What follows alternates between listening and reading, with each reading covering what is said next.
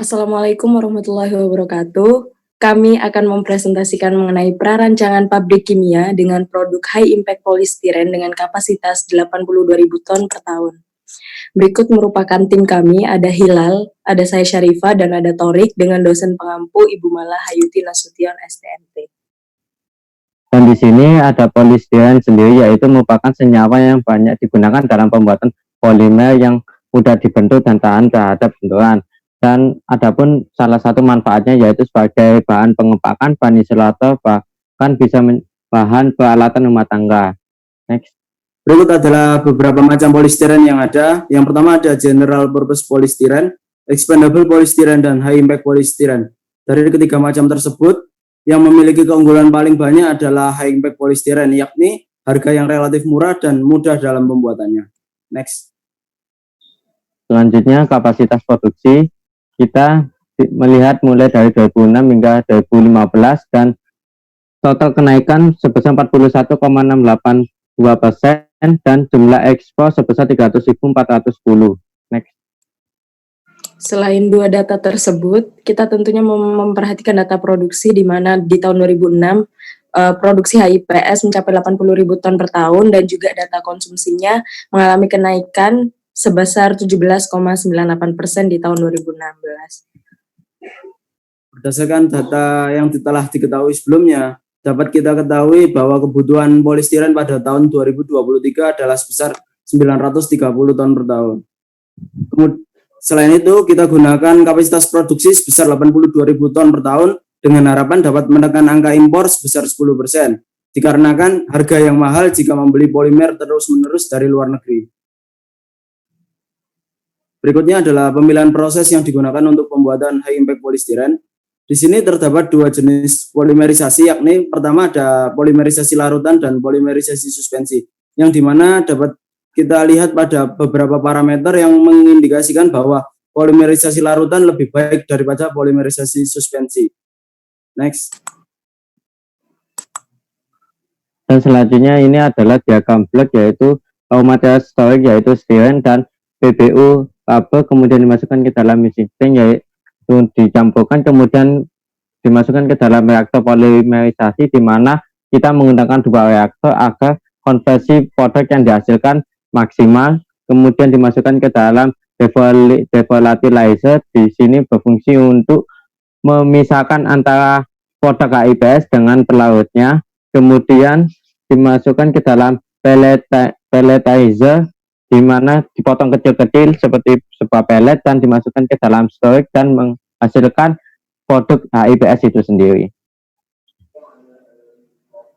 Berikut adalah proses flow diagram dari pembuatan HIPS. Yang pertama ada rubber balls yang dimasukkan ke dalam grinding, kemudian dilanjutkan ke dalam dissolving tank untuk dilakukan pencampuran dengan solvent dan juga stiren selaku bahan utamanya. Kemudian setelah dissolving tank dilanjutkan menuju heat exchanger dengan penambahan mineral oil sebelumnya. Setelah melewati heat exchanger dilanjutkan menuju reboiler. Setelah dalam reboiler kemudian masuk ke dalam mixing tank untuk dicampur ketiganya dan masuk ke dalam reaktor prepolimerisasi dengan penambahan peroksida untuk mempercepat reaksi. Kemudian masuk ke reaktor kedua. Setelah itu masuk ke devolatilizer untuk memisahkan pelarut yang di-recycle kembali dan juga pellet dan juga HIPS yang nantinya masuk ke pelletizer dan juga di-grinding menjadi HIPS. Dan ini adalah keterangan alat yang tadi sudah dijelaskan dan dapat dilihat pada slide. Next. Dan selanjutnya data massa. Untuk alat pertama yaitu reaktor, di sini ada dua inlet yaitu untuk mereaksikan, dan untuk outletnya sendiri didapatkan 17,369 balance dengan outletnya inlet. Next. Dan selanjutnya alat kedua yaitu devolatilizer, di mana inletnya yaitu outletan dari reaktor dan untuk memisahkan antara produk dan pelarutnya, dan diperoleh nilai neraca massa 17,233 balance. Next. Selanjutnya untuk neraca energi di pabrik HIPS sendiri, kita juga meninjau dari dua alat utama, yakni reaktor polimerisasi, di mana reaksinya terjadi secara eksotermis sehingga reaksinya negatif dan juga ada kilos yang dilepaskan, dan untuk neraca energinya juga sudah balance di alat reaktor. Kemudian untuk neraca energi di devolatilizer membutuhkan sedikit tambahan steam yang nantinya akan dilepaskan di outletnya berupa HIPS dan pelarutnya. Untuk neraca energinya juga sudah balance antara inlet dan outlet. Berikut adalah spek alat yang digunakan pada pembuatan high impact polystyrene. Next.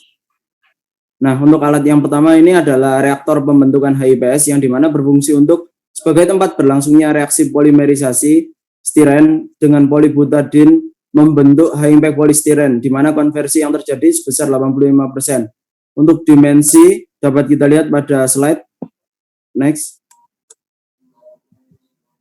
Kemudian spesifikasi alat yang kedua yakni devolatilizer yang digunakan untuk memisahkan produk utama berupa HIPS dengan pelarut yang akan direcycle. Kondisi operasi pada alat ini adalah pada tekanan 0,6 atm dan suhu 150 derajat Celcius. Untuk dimensinya dapat kita lihat pada slide. Dan selanjutnya yaitu instrumentasi pabrik. Di sini instrumentasi alat pertama yaitu pada reaktor. Di sini menggunakan LT dan LC, di mana LT sendiri yaitu level transmitter sebagai pembaca untuk mengatur ketinggian pada reaktor, dan kemudian diteruskan pada LC sebagai level control yaitu sebagai aksi setelah diteruskan oleh LT. Kemudian untuk instrumentasi alat kedua yaitu pada devolatilizer yaitu mengatur tekanan. Mekanismenya sama seperti alat pertama, tapi di sini kita menggunakan tekanan sebesar 0,6 atm. Next. Selanjutnya utilitas yang terdapat di pabrik itu sendiri. Yang pertama, jadi ada airnya nantinya didistribusikan untuk air sanitasi, air untuk steam, air pendingin, yang nantinya air di pendingin juga dapat digunakan kembali. Air yang dibutuhkan sebesar 227.242 kg per jam. Ada yang kedua, ada steam. Jadi steam digunakan di mixer, furnace, preheater, reaktor, dan devolatilizer, yang nantinya steamnya juga bisa diregenerasi atau digunakan kembali. Selanjutnya adalah kebutuhan batu bara yang dimana digunakan pada steam unit reboiler. Batu bara yang digunakan sendiri sebanyak 420,1 kg per jam. Next.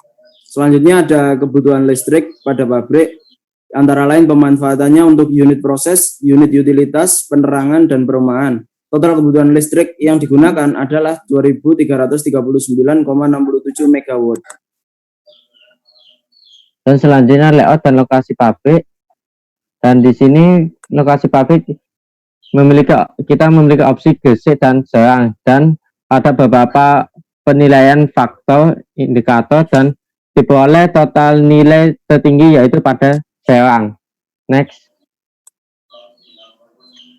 Dan selanjutnya ini adalah layout dari pabrik, di mana arah angin yang berasal dari selatan ke utara. Itu untuk area prosesnya berada di nomor 16 dan 17, di mana daerah tersebut dinamakan downwind. Next.